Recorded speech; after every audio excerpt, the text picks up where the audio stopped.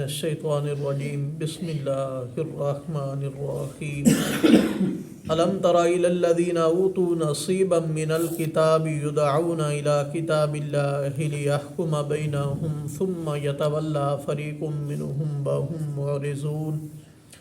الم تر الی الذین، کیا پیارے پیغمبر صلی اللہ علیہ وسلم آپ نے نہیں دیکھا ان لوگوں کی طرف جنہیں کتاب کا ایک حصہ دیا گیا، یعنی تورات کے علم میں سے ایک حصہ علم کا ان کے پاس تھا۔ یدعون الی کتاب اللہ، انہیں بلایا جاتا ہے اللہ کی کتاب کی طرف، لیحکم بینہم، تاکہ فیصلہ ہو ان کے درمیان۔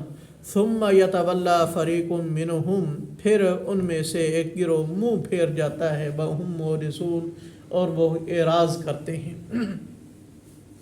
سب سے بڑا اعراض تو یہ تھا، ان کا دعویٰ یہ تھا کہ ہم آسمانی کتاب مانتے ہیں تورات کو۔ اسی طرح نصارہ کا یہ دعویٰ تھا، ہم آسمانی کتاب مانتے ہیں، ہمارا ایمان ہے انجیل پر۔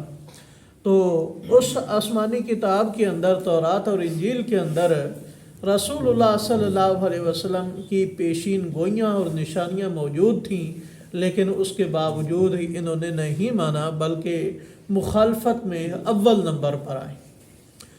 چونکہ جب نبی پاک صلی اللہ علیہ وسلم مدینہ منورہ میں تشریف لے گئے تو میثاق مدینہ جو ہوا تھا اس کے اندر یہ عہد و پیمان کیے گئے کہ فیصلے کا اختیار محمد مصطفیٰ صلی اللہ علیہ وسلم کے پاس ہوگا۔ تو انہوں نے تورات کے اندر بڑی تبدیلیاں کی، دو قانون بنا رکھے تھے۔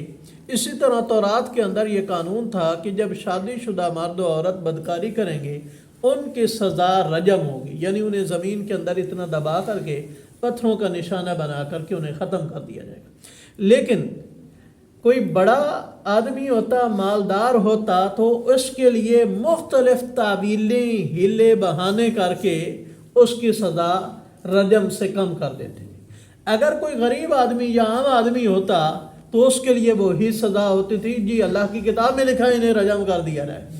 جو کچھ آج کل ہماری عدالتوں کے اندر، ہمارے ملک کے اندر، ہمارے ڈیروں پر، ہماری پنچایتوں میں ہو رہا ہے، وہی کچھ اس وقت بھی تھا۔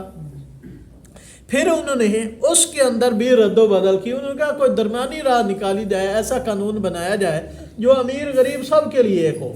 وہ انہوں نے یہ نکالا کہ کوئی اگر شادی شدہ بدکاری کرتا ہے تو اس کا منہ کالا کر کے اسے گدھے کے اوپر بٹھا کر کے شہر میں گھمایا جائے گا۔ اب اسی دوران یہ میثاق ہونے کے بعد کہ فیصلے کا اختیار رسول اللہ صلی اللہ علیہ وسلم کے پاس ہے۔ اسی دوران ایک یہودی مرد اور یہودین نے بدکاری کی، دونوں شادی شدہ تھے، اور رسول اللہ صلی اللہ علیہ وسلم کے پاس فیصلہ لے کر آئے تو آپ صلی اللہ علیہ وسلم نے ارشاد فرمایا تورات کے اندر کیا لکھا ہے۔ تو یہ تورات لے آئے، اور جہاں پر لکھا تھا کہ شادی شدہ مرد و عورت کو رجم کیا جائے وہاں پر ہاتھ رکھ لیا اور آگے پیچھے سے پڑھنا شروع کر دیا۔ عبداللہ بن سلام رضی اللہ تعالیٰ عنہ چونکہ یہودیوں کے عالم تھے اور اللہ تعالیٰ نے انہیں ایمان کی دولت سے مالا مال کیا تھا، یہ مسلمان ہو چکے تھے، انہوں نے کہا پیارے محمد صلی اللہ علیہ وسلم ان کا ہاتھ اٹھوائیے اور اس کے نیچے سے انہیں کہیے کہ پڑھیں۔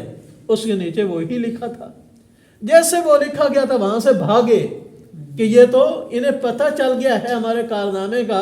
تو رسول اللہ صلی اللہ علیہ وسلم نے پھر بھی یہ فیصلہ کیا کہ انہیں سنسار کر دیا جائے، اور انہیں کروا دیا سنسار۔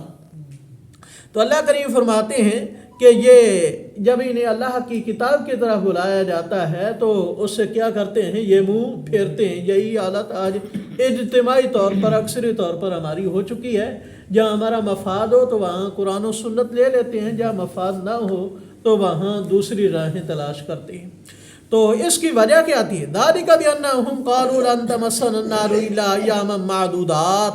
ان کے بڑوں نے یہ عقیدہ گھڑ لیا تھا، ہم چونکہ نبیوں کی اولاد ہیں، ہم پاکیزہ لوگ ہیں، اللہ کے محبوب ہیں، محبوبوں کے بیٹے ہیں، تو لہذا ہمیں آگ کے اندر جانا نہیں۔ ہاں اگر اللہ جانا بھی ہوا تو وہ چند دن جائیں گے، جتنے دن ہمارے بڑوں سے غلطی ہو گئی تھی، انہوں نے بچڑے کی پوجا کی تھی، یہ انہوں نے جھوٹ گڑھ رکھا تھا، اور یہی جھوٹ عیسائیوں کے اندر آ گیا۔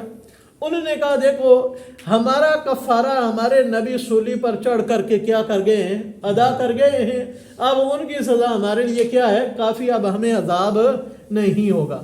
اب اس کے بعد امت محمد صلی اللہ علیہ وسلم کے اندر بھی ایسے لوگ آ گئے، انہوں نے کہا دیکھو ہماری پشت پا کے ہم سید ہیں، ہم سیدوں کی اولاد ہیں، آل رسول ہیں، لہذا ہم جو کچھ کرتے رہیں ہمیں دوزخ میں جانا نہیں ہے۔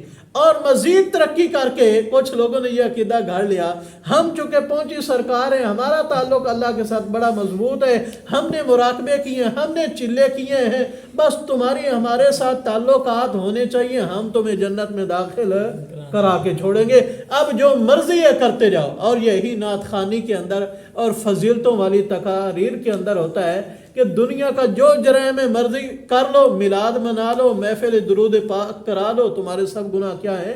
بخشے جائیں گے۔ بہشت دروازہ سے داخل ہو جاؤ، تم کیا ہے؟ بخشے جاؤ گے۔ اللہ تعالیٰ فرماتے ہیں یہ کرتوت انہوں نے اس لیے کیے، یہ کہتے تھے لن تمسن النار الا ایاما معدودات، کہ نہیں ہمیں چھوئے گی آگ مگر گنتی کے چند دن، وَغَرَّهُمْ فِي دِينِهِمْ مَا كَانُوا يَفْتَرُونَ، انہیں دھوکہ دے رکھا تھا ان کے دین کے معاملے میں ان جھوٹوں نے جو انہوں نے خود جھوٹ گھڑ رکھے تھے، ان کے پیچھے کوئی دلیل نہیں تھی۔ فَكَيْفَ إِذَا جَمَعْنَاهُمْ لِيَوْمٍ لَا رَيْبَ فِيهِ، کیسی ان کی حالت ہوگی جب ہم ان کو جمع کریں گے ایسے دن کے لیے جس کے قائم ہونے میں کوئی شک نہیں ہے۔ وَوُفِّيَتْ كُلُّ نَفْسٍ مَا كَسَبَتْ وَهُمْ لَا يُظْلَمُونَ، ہر نفس کو جو کچھ اس نے کمایا پورا بدلہ دیا جائے گا، ظلم نہیں کیا جائے گا۔